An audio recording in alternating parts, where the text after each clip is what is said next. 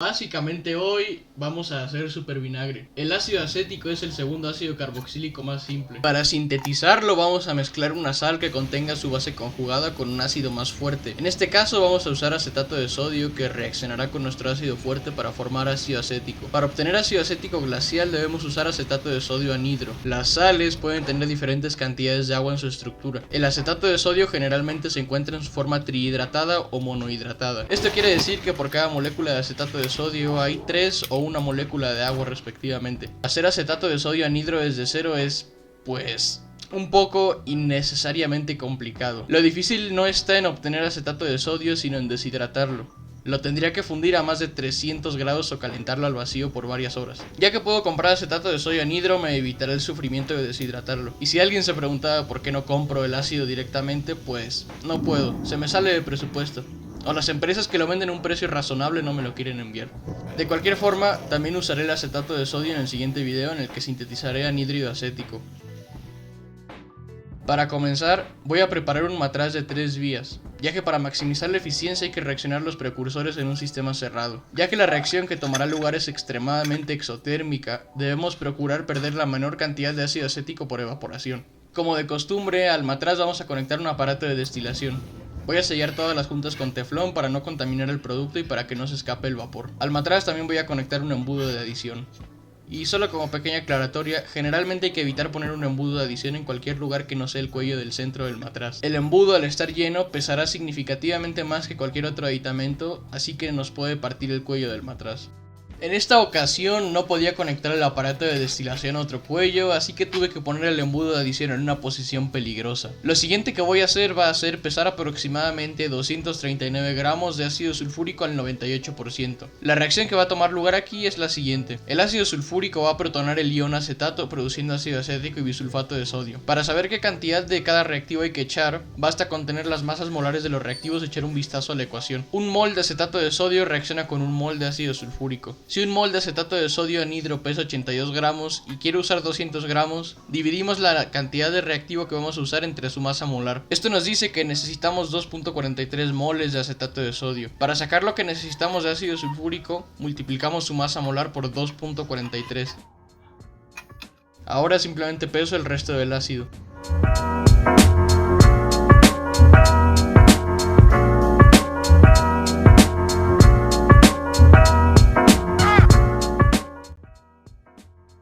Para finalizar con el montaje del aparato debo terminar de montar el aparato de destilación. Es muy importante conectar alguna trampa para humedad al adaptador de vacío del equipo de destilación para no diluir nuestro ácido con la humedad del aire.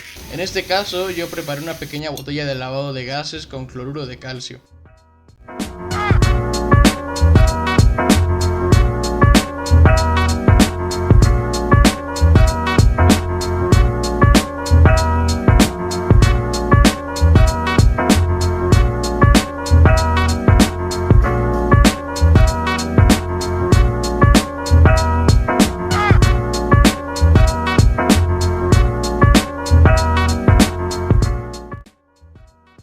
Para terminar con la adición de los reactivos hay que pesar aproximadamente 200 gramos de acetato de sodio anhidro. Esto hay que hacerlo al final para limitar la exposición de la sal al aire húmedo y prolongar su hidratación. Digo prolongar porque es inevitable que las sales anhidras se terminen hidratando, pero sí nos interesa prolongar esto lo más que se pueda.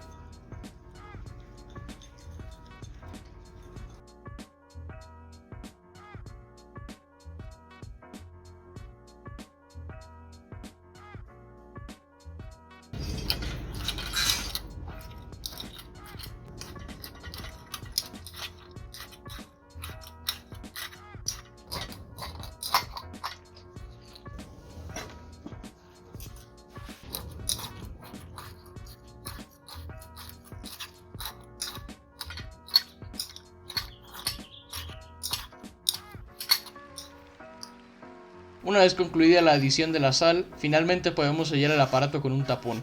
Yo añadí una barra magnética, pero realmente no sirve casi para nada. Para comenzar con la reacción basta con añadir el ácido al acetato de sodio. Ya que mi acetato sódico es extremadamente puro, la mezcla nunca se puso negra. Eso sí, es importante dejar que todo se enfríe un poco entre cada adición para evitar quemar la sal. Unas cuantas adiciones después ya podemos observar unas gotas de ácido acético condensándose en las paredes del matraz. No voy a empezar a calentar hasta que no haya añadido todo el ácido sulfúrico. Una vez añadido todo el ácido sulfúrico, mezclé todo bien y comencé a agitar y a calentar. Aislé el aparato para que el vapor pudiera subir al condensador de manera más sencilla. Aproximadamente 50 minutos después de iniciada la calefacción, se comienza a destilar un líquido con un punto de ebullición estable aproximadamente de 115 grados Celsius. A pesar de que el ácido acético puro hierve a 118 grados, la altura a la que yo vivo reduce su punto de ebullición. Poco a poco, nuestro ácido acético se destilará.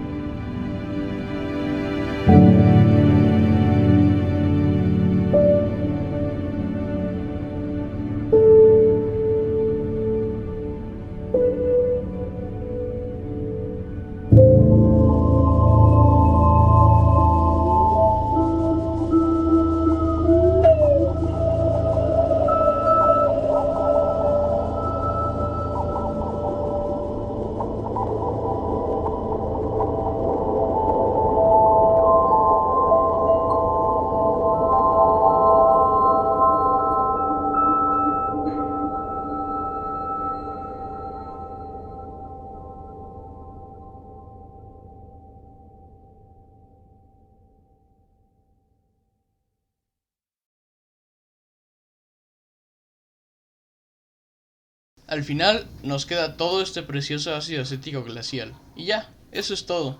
No lo voy a destilar una segunda vez porque la presencia de sales no afecta en la reacción que llevaré con este ácido. Por cierto, en el matraz de destilación nos quedará un bloque sólido de sal. Para limpiarlo basta con añadir un poco de agua y llevarla a ebullición para que se disuelva el bloque. Nuestro rendimiento final fue de aproximadamente 115 gramos de ácido acético, presumiblemente glacial. Esto nos da un rendimiento del 78%, lo cual está bastante bien. Calculando su densidad obtuve que era de 1.15 gramos sobre mililitro, lo cual está bastante mal, pero seguramente se deba a errores de medición de volumen, ya que la graduación de las botellas es aproximada. Si hubiera obtenido 109 mililitros de ácido acético, la densidad del ácido estaría correcta. ¡Listo! Super vinagre.